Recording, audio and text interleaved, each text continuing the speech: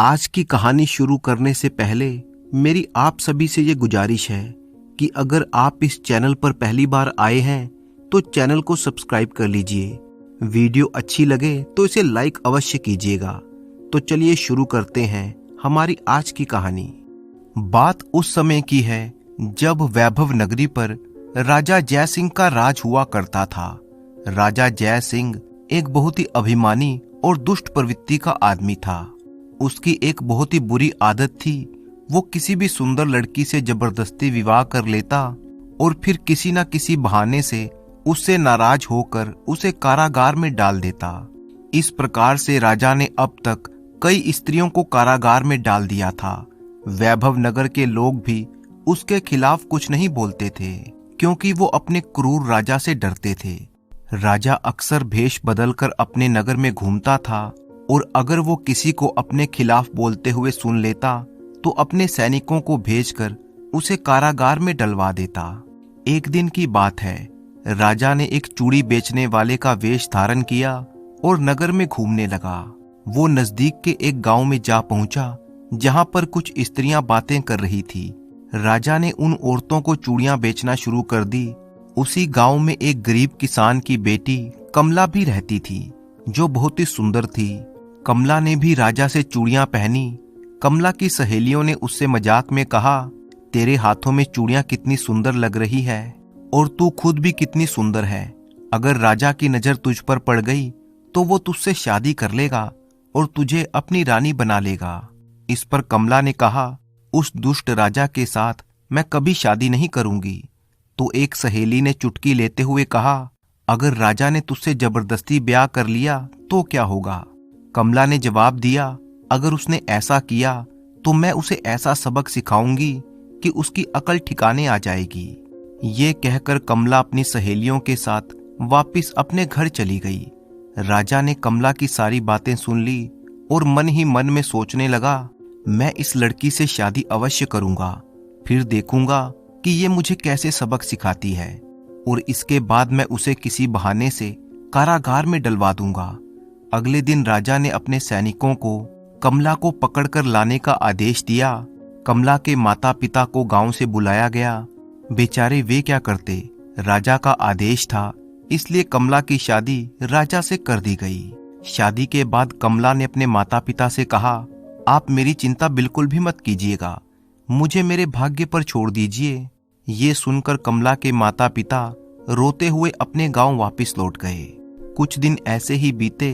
कमला रानी तो बन गई थी, लेकिन उसका मन हर समय बेचैन रहता था क्योंकि राजा जय सिंह हमेशा उसे कारागार में डालने के बहाने खोजता रहता, लेकिन अभी तक उसे कोई उचित मौका नहीं मिल रहा था। एक शाम की बात है, राजा अपने दरबार से वापस अपने महल में आया तो कमला ने कहा, महाराज मैं दासी को बुलवाकर जल मंगवा देती हूँ। राजा ने तुरंत कहा, नहीं, आज जल तुम लेकर आओगी। कमला ने उत्तर दिया, ठीक है महाराज, आप आराम कीजिए, मैं आपके लिए पानी लेकर आती हूँ। कमला पानी लेने के लिए तो चली गई, लेकिन मन ही मन वो सोच रही थी कि इसके पीछे अवश्य ही राजा की कोई चाल हो सकती है, मुझे सूझबूझ से काम लेना चाहिए। उधर राजा सोच रहा था कि आज तो कमला की गलती पकड़ने का अच्छा मौका है। अगर वो पीने के लिए पानी लाएगी तो मैं कहूंगा कि मुझे हाथ पांव धोने के लिए जल चाहिए था, और अगर वो हाथ पांव धोने के लिए जल लेकर आएगी तो मैं कहूंगा कि मुझे पीने के लिए चाहिए था। कमला एक बड़े से बर्तन में जल लेकर लौटी। जब राजा ने ये देखा तो कहा, मैंने तुमसे पीने के लिए पानी मंगवाया था और तुम हाथ मुंह धोने के लिए लेकर आ गई। तो कमला ने शांत स्वर में कहा, महाराज मेरी बात तो सुनिए, जब कोई बाहर से आता है तो पहले उसे हाथ पैर धोने के लिए जल दिया जाता है, उसके बाद ही उसे पीने के लिए पानी दिया जाता है। मैंने दासी से कह दिया है, वो आपके लिए पीने का पानी लेकर आ रही है, तब तक आप हाथ पांव धो लीजिए। उसी समय दासी भी पानी लेकर आ गई। राजा को समझ में आ गया कि कमला ने अपनी बुद्धिमानी से उसे मात दे दी है। उसने मन ही मन सोचा, आज तो ये बच गई, लेकिन अगली बार इसे नहीं छोड़ूंगा। एक दिन राजा जय सिंह अपने कमरे में बैठा हुआ गहरी सोच में था। वो विचार कर रहा था कि बहुत दिन हो गए, कमला को किसी बहाने से मैंने कारागार में अभी तक नहीं डाला। तभी एक सैनिक आया और बोला, महाराज की जय हो, चंदन नगर के राजा ने अपना दूत भेजा है। राजा ने कहा, ठीक है, दूत को अंदर भेज दो। दूत ने अंदर आकर कहा, महाराज की जय हो, महाराज आज हमारे राजा का जन्मदिन है और इसी मौके पर आपके लिए मिठाई भेजी गई है। ये सुनकर राजा ने प्रसन्न होते हुए कहा, वाह, आज तो हमारे मित्र ने हमारे लिए मिठाई भेजी है, फिर तो मैं इसे अभी खाऊंगा। इतना कहकर राजा ने मिठाई के लिए हाथ बढ़ाया कि तभी अचानक कमला वहां पर आ गई और उसने हाथ मारकर मिठाई नीचे गिरा दी। राजा क्रोध में बोला, कमला, ये तुमने क्या किया? तुमने मेरे मित्र राजा की भेजी हुई मिठाई को नीचे गिरा दिया। मैं तुम्हें इस गलती की सजा दूंगा। कमला ने शांत स्वर में कहा, महाराज, मैंने कोई गलती नहीं की, बल्कि मुझे तो पुरस्कार मिलना चाहिए। राजा ने हंसते हुए कहा, अवश्य, तुम्हें तो कारागार में ही पुरस्कार दिया जाएगा।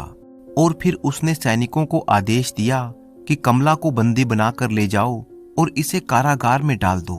कमला बोली, महाराज, मुझे कारागार में डालने से पहले आप इस मिठाई का परीक्षण तो करवा लीजिए। राजा ने गुस्से में कहा, परीक्षण? क्या ये तुम्हारी कोई चाल है? लेकिन तुम सजा से नहीं बच सकती। कमला ने उत्तर दिया, महाराज, मुझे अपनी गलती पर सजा स्वीकार है, परंतु आप एक बार इस मिठाई को किसी जानवर को खिलाकर देख लीजिए। ये सुनकर वहां पर खड़ा हुआ दूत घबरा गया और सोचने लगा कि मुझे यहां से भाग जाना चाहिए। लेकिन राजा ने आदेश दिया, सैनिकों, पहले इस दूत को बंदी बना लो और फिर किसी कुत्ते या बिल्ली को लेकर आओ जो ये मिठाई खाए। सैनिकों ने दूत को बंदी बना लिया और तभी एक सैनिक एक बिल्ली को पकड़कर लेकर आया। बिल्ली को मिठाई खिलाई गई, लेकिन मिठाई खाते ही बिल्ली मर गई। ये देखकर राजा चौंक कर बोला, अरे, इस मिठाई में तो जहर मिला हुआ था। कमला बोली, हाँ महाराज, इस मिठाई में जहर था और इस दूत के हाव भाव से मैंने ये पहले ही समझ लिया था। और वैसे भी बाहर से लाई हुई किसी वस्तु को बिना परीक्षण के खाना खतरनाक हो सकता है। आप एक राजा हैं और राजा की सुरक्षा सबसे पहले होनी चाहिए। राजा सोचने लगा, अरे ये क्या, कमला ने तो मुझे मरने से बचा लिया और खुद भी सजा से बच गई। खैर, अगली बार इसे कारागार में अवश्य डलवा दूंगा। राजा ने कमला से कहा, तुमने अच्छा काम किया, मुझे तुमसे यही उम्मीद थी। कुछ दिन ऐसे ही बीत गए। राजा को कमला को सजा देने का कोई बहाना नहीं मिल रहा था। एक दिन राजा ने कहा, आज हम शिकार पर जा रहे हैं, शाम तक लौटकर वापिस आएंगे। कमला बोली, ठीक है महाराज, मैं आपका इंतजार करूंगी। राजा कुछ सैनिकों के साथ शिकार पर निकल गया, लेकिन ये शिकार तो सिर्फ एक बहाना था। असल में वो कमला को फंसाने के लिए कोई नई चाल चल रहा था। जंगल में पहुंचकर राजा ने सैनिकों से कहा, आज मौसम अच्छा है, मैं शिकार नहीं खेलूंगा। तुम लोग महल जाकर रानी कमला को यहाँ पर लेकर आओ, आज मैं उनके साथ सैर करूंगा। और फिर एक सैनिक महल में पहुंचा। उसने रानी कमला से कहा, रानी साहिबा, महाराज ने संदेशा भेजा है कि आज मौसम बहुत ही सुहावना है और वो चाहते हैं कि आप जंगल में उनके साथ सैर करें। कमला सोचने लगी, ये राजा की कोई नई चाल हो सकती है। कुछ सोच समझकर उसने कहा, सैनिक, तुम राजा से जाकर कह दो कि मैंने जंगल में आने से मना कर दिया है। सैनिक बोला, लेकिन रानी साहिबा, ये सुनकर महाराज क्रोधित हो जाएंगे। कमला बोली, मैं यहाँ की रानी हूँ, मैंने जो कहा तुम वही करो। सैनिक वापस लौटकर जंगल में आ गया और उसने राजा से कहा, महाराज, रानी साहिबा ने जंगल में आने से मना कर दिया।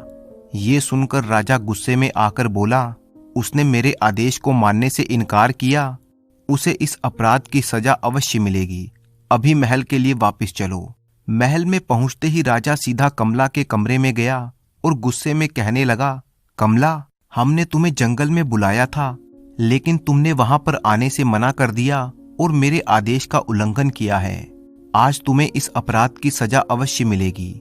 रानी शांत स्वर में बोली, महाराज, मैंने कोई अपराध नहीं किया और ना ही मैंने आपके आदेश का उल्लंघन किया है, बल्कि मैंने तो उस सैनिक के साथ जाने से इनकार करके आपको एक बड़ी मुसीबत से बचा लिया है। आपने उस सैनिक के साथ कोई लिखित संदेश या कोई निशानी नहीं भेजी थी, तो फिर मैं कैसे मान लेती कि वो सैनिक सचमुच आपका भेजा हुआ दूत है। वो चंदन नगर के शत्रु राजा का गुप्तचर भी तो हो सकता था। यदि वो धोखे से मुझे अपने साथ ले जाता तो आपका कितना अपमान होता। ये सुनकर राजा कुछ देर तक सोचता रहा। उसे महसूस हुआ कि कमला ठीक कह रही है। वो फिर से एक बार बच गई, परंतु राजा अंदर ही अंदर सोच रहा था कि मैं अब इसे एक पल के लिए भी यहाँ पर सहन नहीं कर सकता। राजा ने फिर से कहा, कमला, तुम चाहे जो मर्जी कहो, लेकिन मैं तुम्हें कारागार में डालकर रहूंगा। कमला ने जवाब दिया, महाराज, आप किसी असहाय लड़की को जबरदस्ती रानी बनाकर उसे बड़ी आसानी से कारागार में डाल सकते हैं, लेकिन यदि आप विजयनगर की राजकुमारी को अपनी रानी बनाकर दिखा दें तो मैं आपकी बहादुरी को मानूं। राजा तमतमा कर बोला, मुझे गुस्सा मत दिलाओ, मैं किसी से भी शादी कर सकता हूँ। कमला मुस्कुराई और बोली, ठीक है महाराज, अगर आप विजयनगर की राजकुमारी को रानी बनाकर नहीं ला सकते तो फिर आपको किसी भी लड़की को कारागार में डालने का कोई अधिकार नहीं है। राजा ने गर्व से कहा, ठीक है, मैं कल ही विजयनगर के लिए प्रस्थान करूंगा और वहां की राजकुमारी को अपने साथ लेकर आऊंगा और आते ही तुम्हें कारागार में डाल दूंगा। अगले दिन राजा घोड़े पर सवार होकर विजयनगर की तरफ चल दिया। कई दिनों की यात्रा के बाद आखिरकार वो विजयनगर पहुंच गया। वहां पर उसने सोचा कि ये नगरी तो बहुत ही सुंदर है, यहाँ की राजकुमारी भी कितनी सुंदर होगी। विजयनगर की राजकुमारी ने पहले से ही ये घोषणा करवा रखी थी कि जो कोई भी इस कुएं से पूरे नगर वासियों को जल पिलाएगा, मैं उसी से शादी करूंगी। ये सुनकर राजा सोचने लगा, अरे फिर तो राजकुमारी से शादी करना बहुत ही आसान है, ये काम तो बहुत ही आसानी से किया जा सकता है। राजा तेजी से घोड़ा दौड़ाता हुआ वहां की राजकुमारी के महल में पहुंचा। सैनिकों ने राजकुमारी को सूचित किया कि वैभव नगर के राजा जय सिंह आए हैं और वो शर्त पूरी करके आपके साथ विवाह करना चाहते हैं। राजकुमारी ने राजा से कहा, राजा जी, एक बार फिर से सोच लीजिए, अगर आप शर्त पूरी ना कर सके तो आपको बंदी बनाकर कारागार में डाल दिया जाएगा।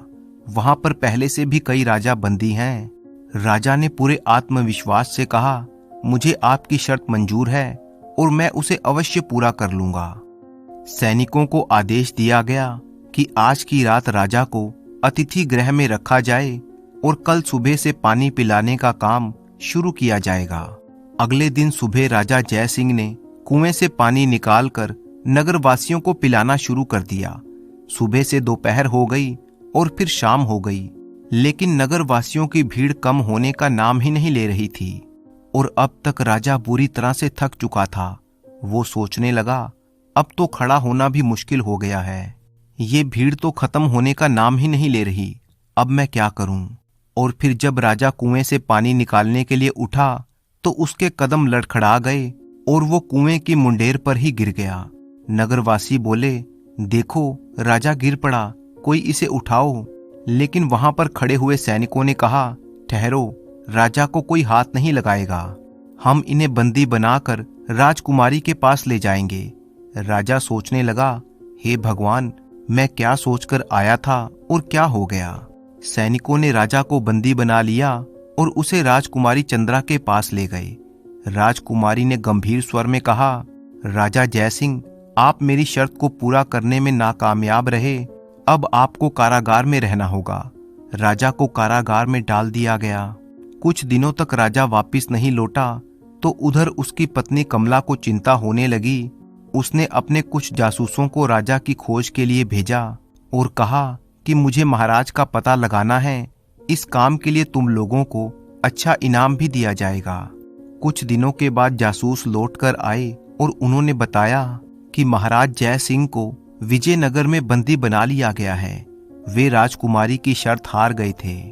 कमला ने गंभीरता से कहा, ठीक है, तुम इस बारे में किसी को मत बताना। अगले दिन कमला ने अपने महामंत्री से इस बारे में विचार विमर्श किया और कहा, महामंत्री जी, मैं राजा को छुड़ाने के लिए स्वयं जाऊंगी, मेरे पीछे से आप ही इस राज्य की बागडोर को संभालेंगे। ये कहकर कमला ने एक राजकुमार का वेश धारण किया और विजयनगर की तरफ चल दी। कुछ दिनों की लंबी यात्रा के बाद वो विजयनगर पहुंच गई। महल के द्वार पर पहुंचकर उसने पहरेदार को अपने आने का कारण बताया तो पहरेदार उसे राजकुमारी चंद्रा के पास ले गया। राजकुमारी चंद्रा ने कमला से कहा, राजकुमार, एक बार फिर से सोच लो, कहीं ऐसा ना हो कि तुम्हें आजीवन कारागार में रहना पड़े। कमला ने उत्तर दिया, राजकुमारी जी, अगर मैंने आपकी शर्त पूरी कर ली तो आपको मुझसे विवाह करना होगा और साथ ही साथ यहाँ पर बंदी बने हुए सभी राजाओं को मुक्त करना होगा। राजकुमारी मुस्कुराते हुए बोली, ठीक है राजकुमार, मुझे आपकी शर्त मंजूर है। अगले दिन सुबह राजकुमार के भेष में आई हुई कमला कुएं पर जा पहुंची और बड़ी ही फुर्ती से सभी नगरवासियों को पानी पिलाने लगी। शाम होते होते कमला ने सभी नगरवासियों को कुएं से पानी पिला दिया था। इस कार्य को करते हुए उसे बहुत ही संतोष और आनंद की अनुभूति हो रही थी। जब वो शर्त जीत गई तो उसे राजकुमारी के पास ले जाया गया। सैनिकों ने राजकुमारी चंद्रा के कक्ष में जाकर सूचना दी कि उस राजकुमार ने आपकी शर्त पूरी कर दी है। तो राजकुमारी चंद्रा ने कहा, ठीक है राजकुमार, मैं आपसे शादी करने को तैयार हूँ और मैं आदेश देती हूँ कि सभी बंदियों को कारागार से आजाद कर दिया जाए। राजकुमारी बनी हुई कमला ने राजकुमारी चंद्रा से कहा, मैं अपने राज्य वापस जाकर आपसे विवाह करना चाहता हूँ। वहीं पर विवाह की सारी रस्में पूरी की जाएंगी। राजकुमारी चंद्रा इस बात के लिए तैयार हो गई। बाद में कमला ने राजा जय सिंह को अपने सेवक के रूप में रख लिया। अब क्योंकि कमला एक राजकुमार के वेश में थी, जय सिंह ने उसे नहीं पहचाना। कमला ने कहा, जय सिंह, मैंने तुम्हें कारागार से आजाद करवाया है, अब तुम्हें मेरे साथ ही रहना होगा। जय सिंह ने सिर झुकाकर कहा, जी राजकुमार, मुझे स्वीकार है, आपका ये उपकार मैं कभी नहीं भूलूंगा। 2 दिन के बाद कमला, राजकुमारी चंद्रा और जय सिंह के साथ अपने राज्य वैभव नगर के लिए वापस रवाना हो गए। यात्रा के दौरान जब वे लोग वैभव नगर के पास पहुंचे तो कमला ने एक सैनिक से कहा, सुनो सैनिक, मुझे एक आवश्यक काम से कहीं जाना है, तुम राजकुमारी चंद्रा और इस कैदी को लेकर वैभव नगर पहुंचो। इतना कहकर घोड़े पर सवार कमला तेजी से वहां से निकल गई।